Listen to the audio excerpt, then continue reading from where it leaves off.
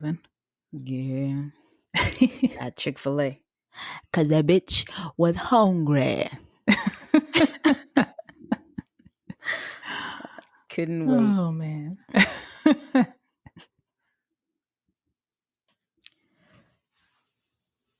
Greetings, strangers. I'm Brittany. If anybody was wondering. Brittany. Okay. Yeah. Got it. And I'm D. Hold on. You're not going to say your whole name? No. Oh. I thought about it. That's why I started laughing, but I'm not. Not today. No, not ever. Let's start a new guess D's government name. I mean, it's Is on it Deirdre? Don't do that. You mean how to pronounce it? Because it's on my social media. Oh. The people might not have our personal pages. I don't know. Oh. Or yeah, how to pronounce it. Yeah. Anyway. I was about to go. I'm D. Because I don't think I really said it. Oh, okay. Even though, I mean, it's episode, 27. Yes. If you don't know, you better ask somebody. Oh. Or yeah.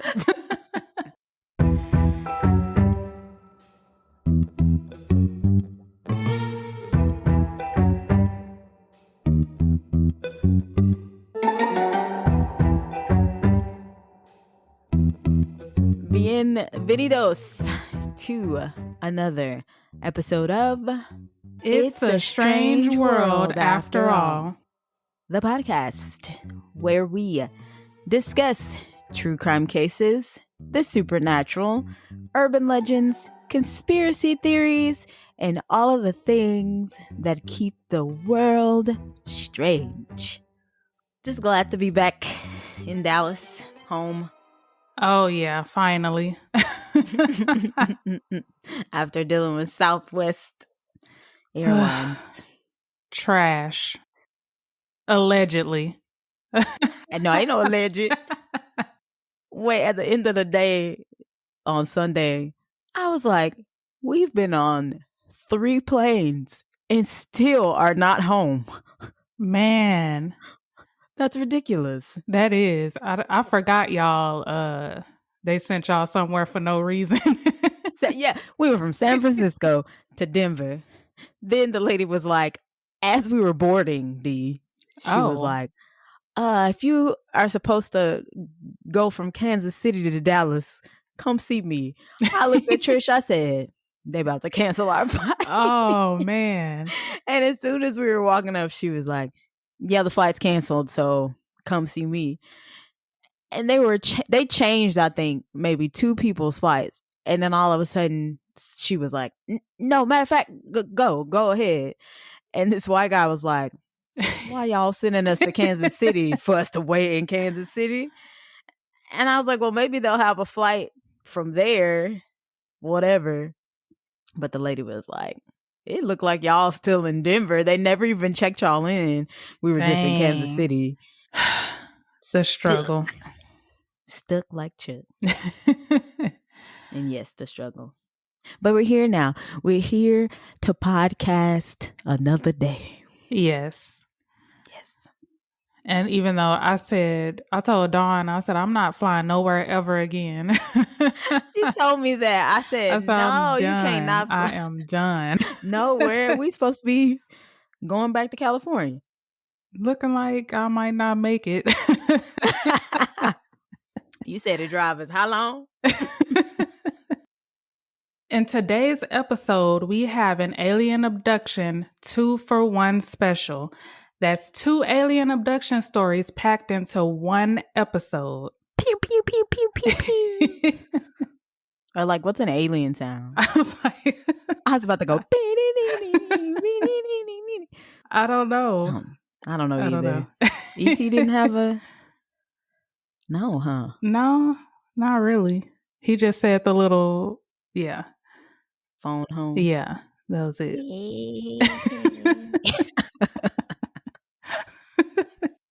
We will kick it off with 2 Mississippians who were allegedly abducted by aliens in the early 1970s.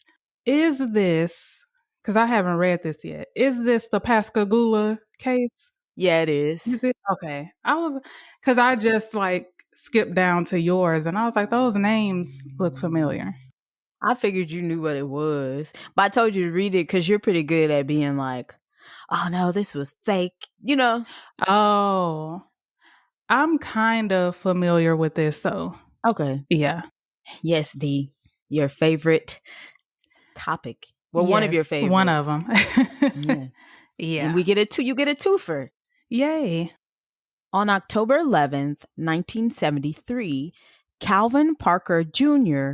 and Charles Hickson decided to go fishing after a long day of work. They decided to go to a little pier in front of an abandoned shipyard. As the sun began to set, Calvin noticed a blue light reflecting off the water. He initially thought that the police were coming to tell the 2 men they couldn't fish on the property. However, when Calvin looked up, he realized the light coming from a craft like nothing he'd ever seen. Well, what? Yeah, your podcast host can never. Okay. Both Calvin and Charles noticed blinding light coming from the clouds. The unidentifiable aircraft was about 80 feet long, shaped like a football, and made a faint hissing noise. 3 legless creatures floated from the UFO. One of the creatures had no neck and gray wrinkled skin. Another had a neck and appeared to be more feminine. I'm trying to picture how this looks. So, no neck and no legs. It looked like, what's the thing from Ghostbusters? Oh, but he wasn't gray. I was going to say, you know what I'm talking about? The little. Yeah.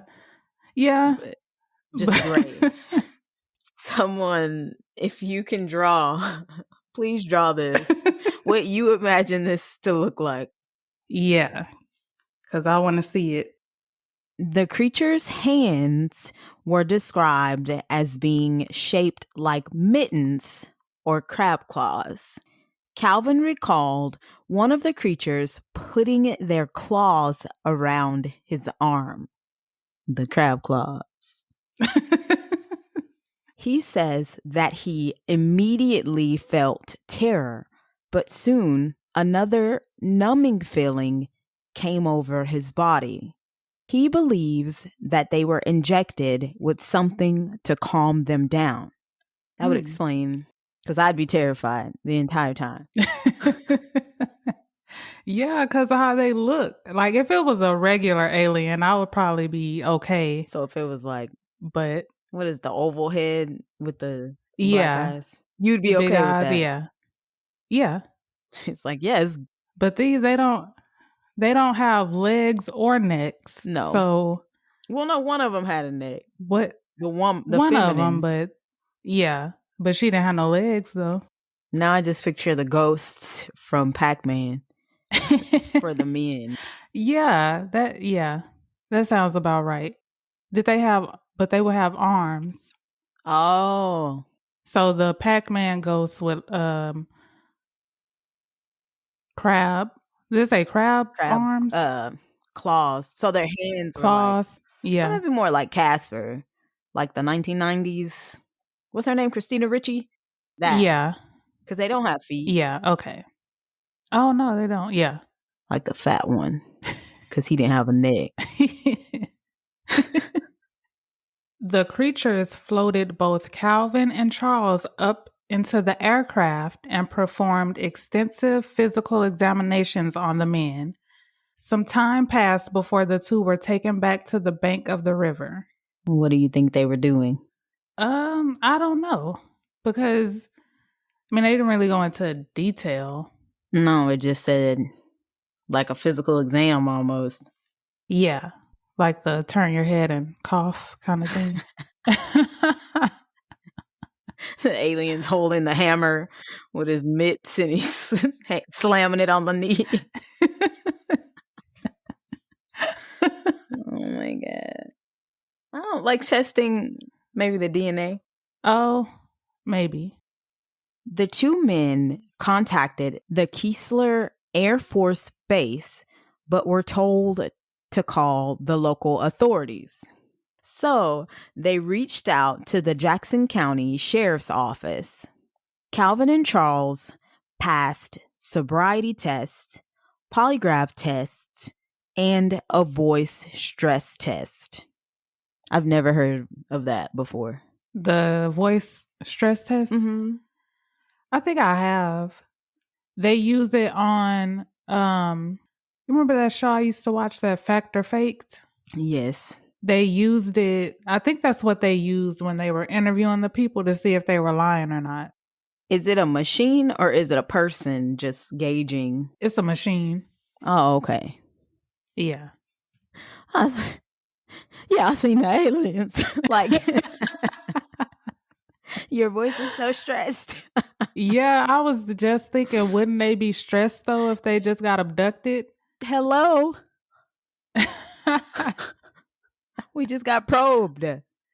Oh, unless they were still feeling the effects of whatever they were. How long ago was it though? Oh, of the numbing. How long before they got off the spaceship and went to the police? I'm assuming maybe within an hour, don't you think? Yeah. So maybe they were still feeling the Those effects of effects. whatever they were injected. Yeah. Possible. Yeah. Because I think you would be freaking out. Shook, stressed, gooped, gagged. Shook up. News about Sorry. News about the incident spread worldwide, and Charles did not shy away from the attention. Calvin hated the attention, and in the years to come, he would change jobs and relocate to another town whenever people realized who he was. He claims the incident was something he just didn't want to discuss. Yeah, that sounds about how anybody would react. Yeah. Except for Charles. Charles was like, hey, man. Yes, that's me, the alien guy. That's me. Or maybe Charles was like, no, people have to know the truth. Aliens are real type stuff. Yeah, maybe. But yeah, Calvin was not interested At all. It wasn't until after attending a funeral and thinking about his own mortality, Calvin decided to share his story. July 8th, 2018, his book entitled Pascagoula, The Close Encounter, My Story, was published. Calvin admits that when he goes fishing at night, he'll look to the sky and wonder, how far did they travel? And why did they have to get me? He says that there are still questions that may never be answered. What's the X-Files? That's what I was thinking of. What's the X-Files music? Isn't it like a...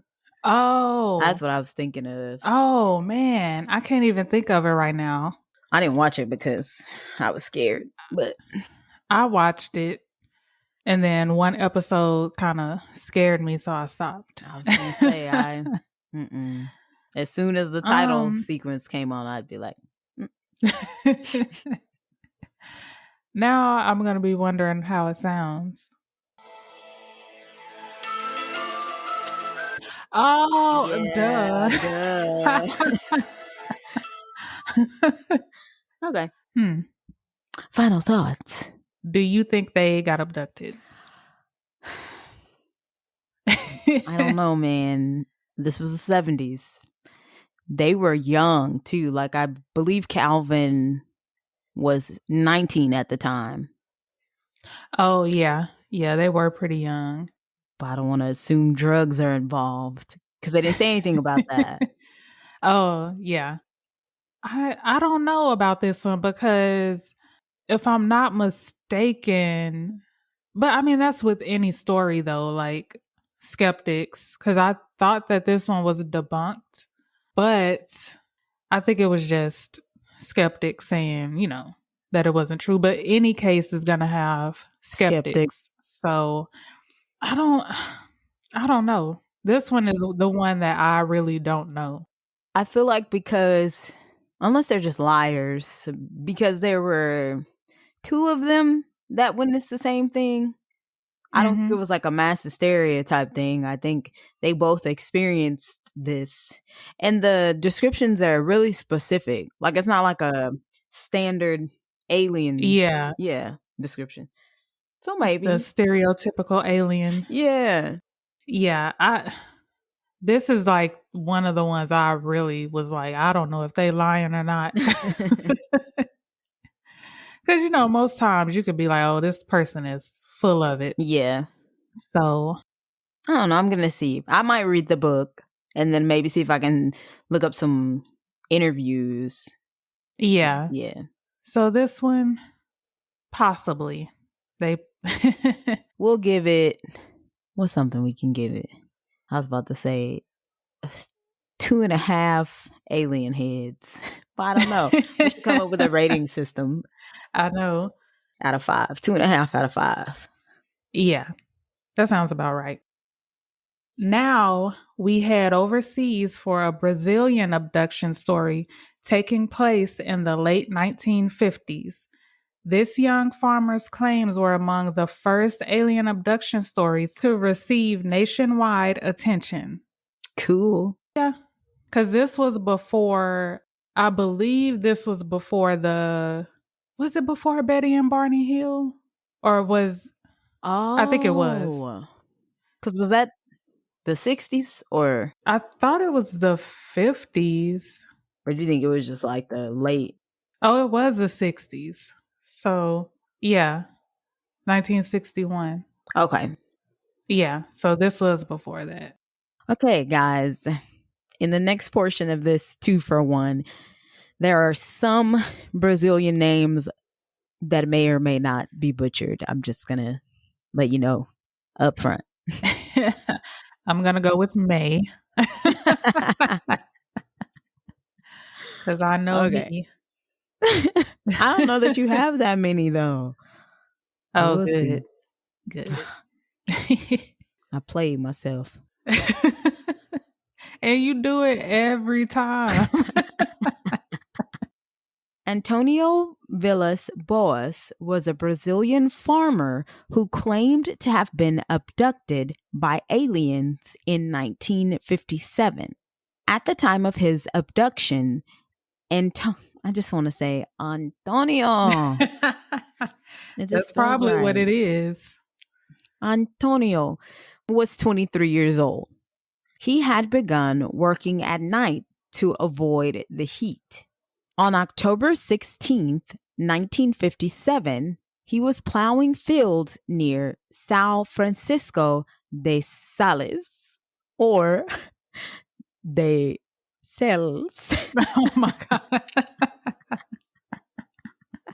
It's either or.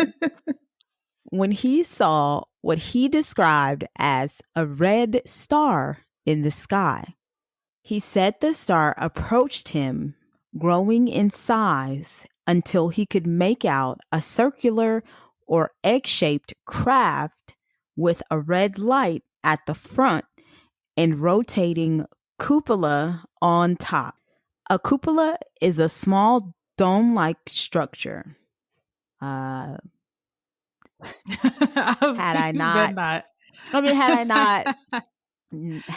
messed you were up, gonna do it all over again. I was, but then I knew you were gonna play along. So no, I'm not. And had I not, or had I have been recording when I was supposed to, you guys would have got some good behind the scenes about cupola and accoutrements. But let's just say Dee learned a new word today. Yeah, we'll say that. And it is accoutrements, not accoutrement. He got all them accoutrements. The craft began descending to land in the field, extending 3 legs. It was at this point Antonio decided to run. At first, he attempted to flee the scene on his tractor, but the engine died, so he decided to continue on foot. Unfortunately, he was captured by a 5-foot-tall humanoid who was wearing gray coveralls and a helmet. And you were saying that there was no reason for his engine to die. Yeah, it just all of a sudden died. Oh, also, I am unsure of how tall Antonio is, but I'm not about to let a 5-foot tall nothing capture me. Was what I mean, you about, how tall are you? definitely ain't 5 foot. I'm about a 5. Maybe it was strong. So I was thinking that because technically, what is his definition of a humanoid? Because it could be a robot, that could be an alien, just something like presenting itself as human, right? Yeah. And then I don't know how tall he was, but he was kind of skinny looking. So how you gonna be a farmer? No offense. I mean, but you working all day. You been hoeing and stuff. I'm sorry. He's been using his hoe and stuff. The humanoid had small blue eyes, and instead of speaking, it made noises that sounded like barking. Immediately, all I could think about was RuPaul's Drag Race All Stars when she got her hair done. When they did the Jersey Court. Manila? Yes. And she was like,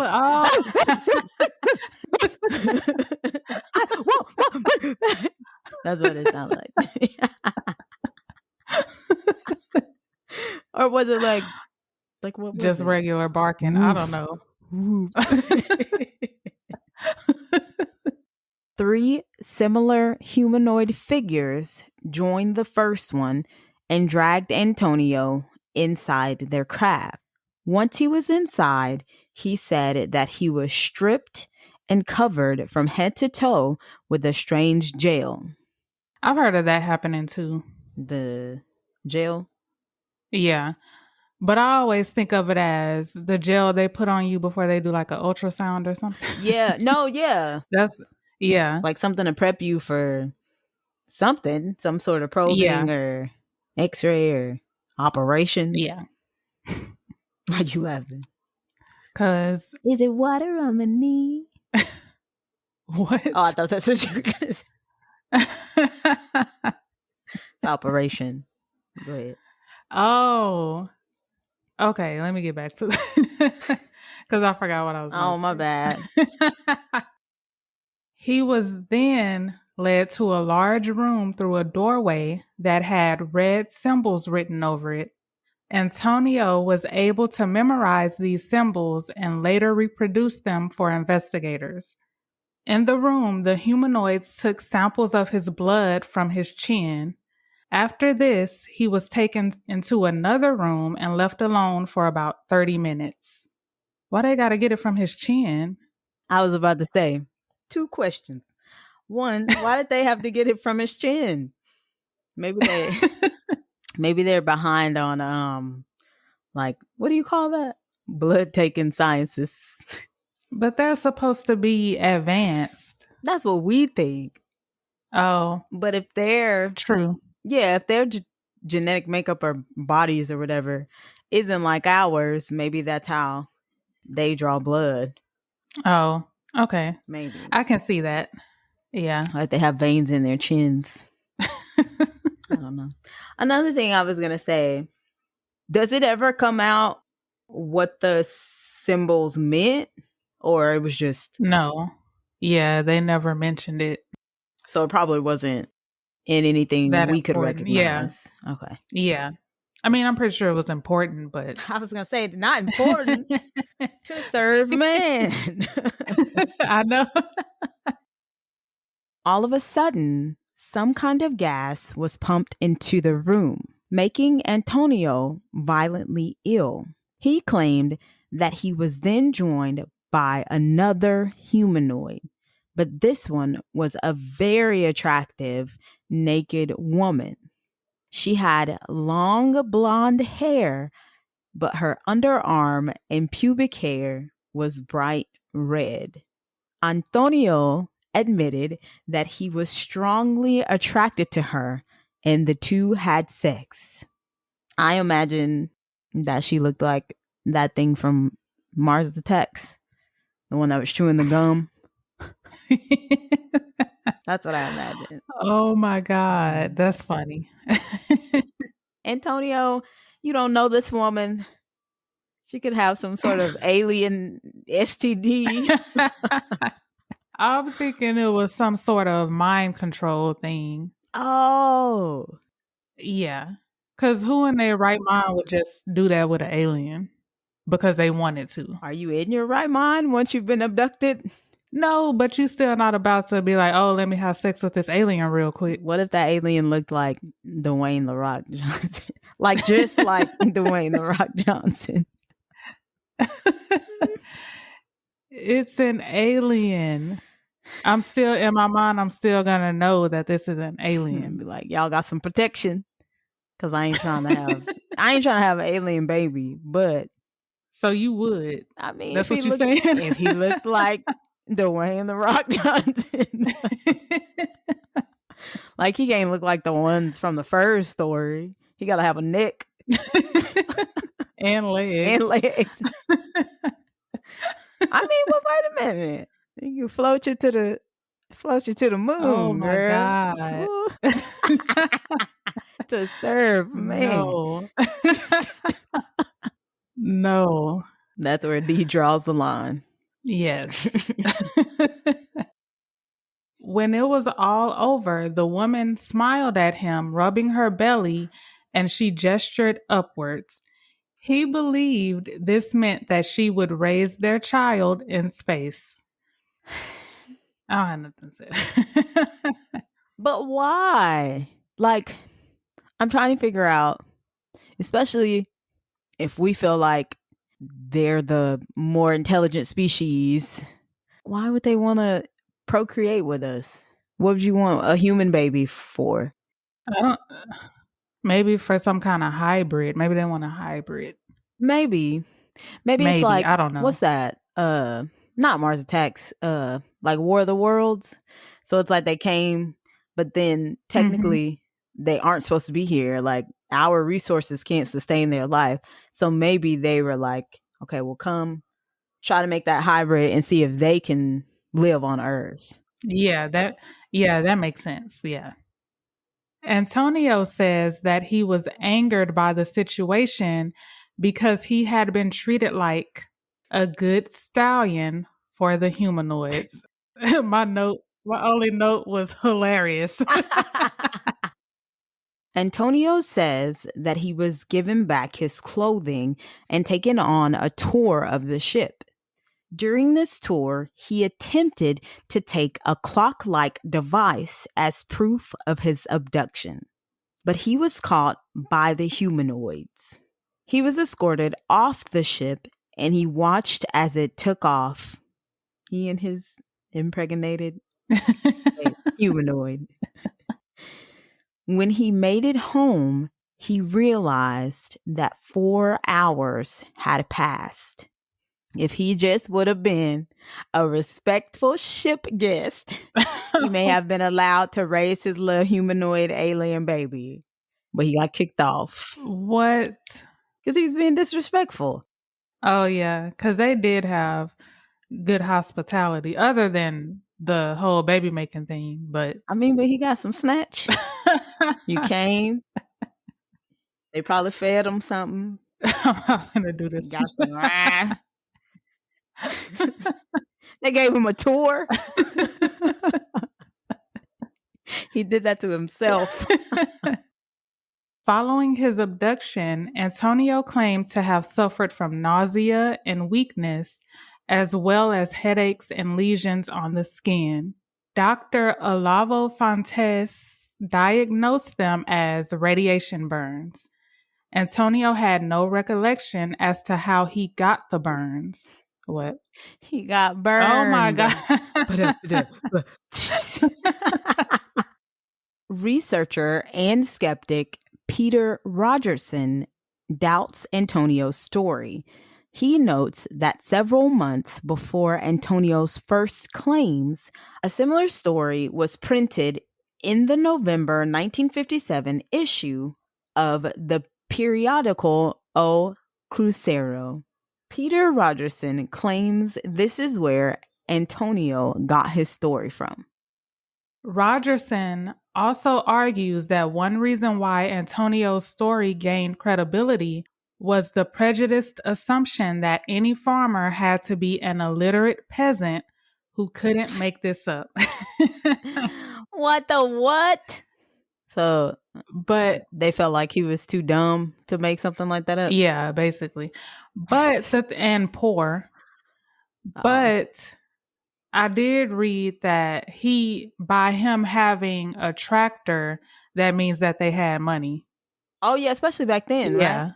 So I don't know where he got that from. How does being poor mean that you cannot make up a story?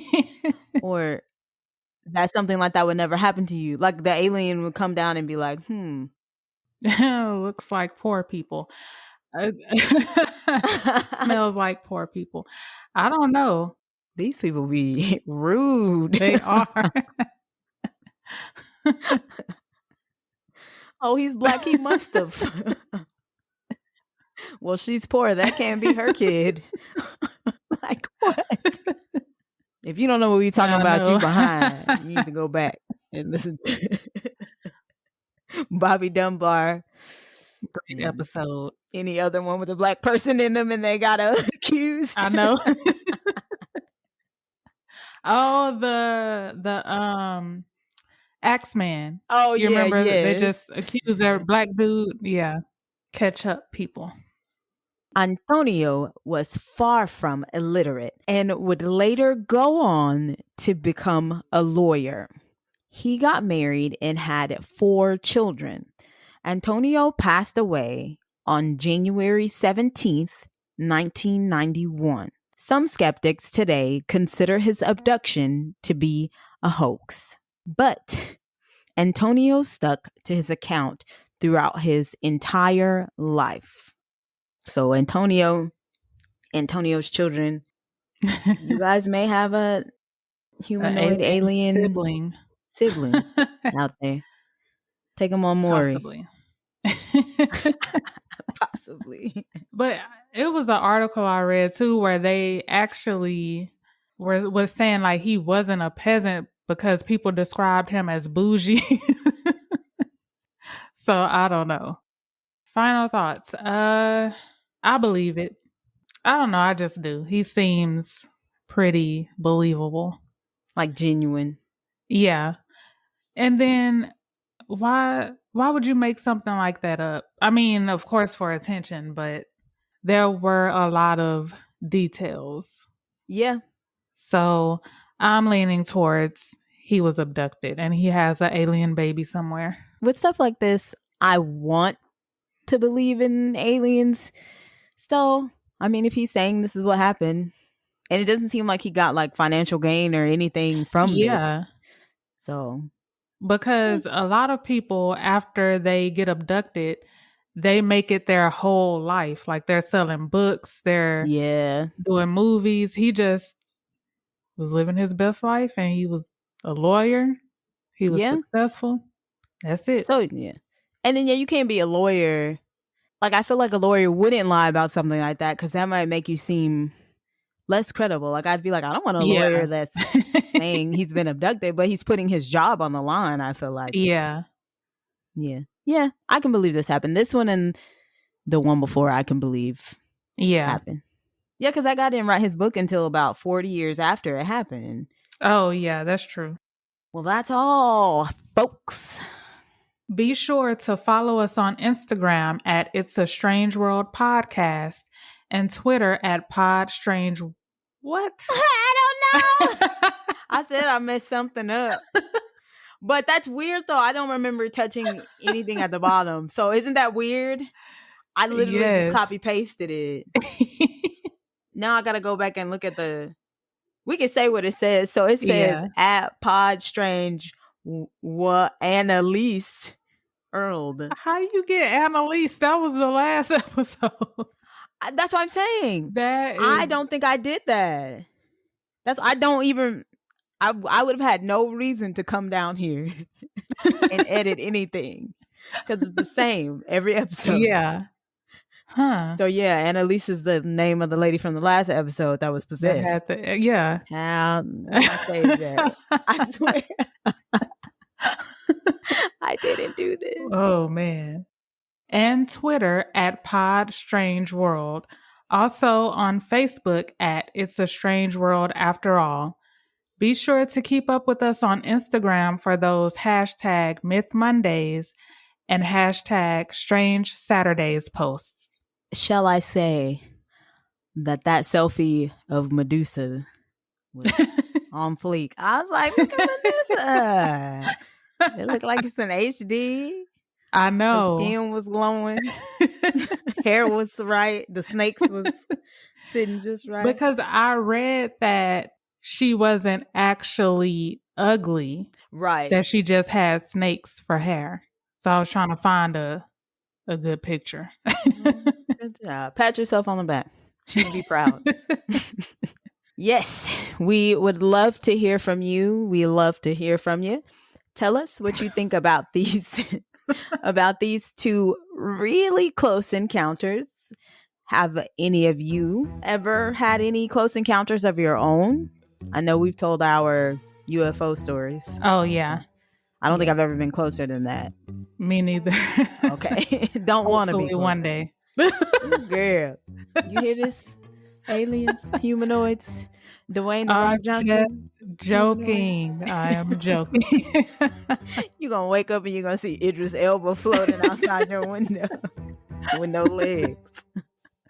He gonna be floating outside the window like that little boy on Salem's Lot. Yes. No. Also, if there is anything in the world of strange that you would like for us to cover, let us know. Even if you just want to say konnichiwa. Hello. Hi. Thank you for tuning into another episode of It's a Strange World After All. And thank you so much for keeping it strange with us. Thank you. Bye.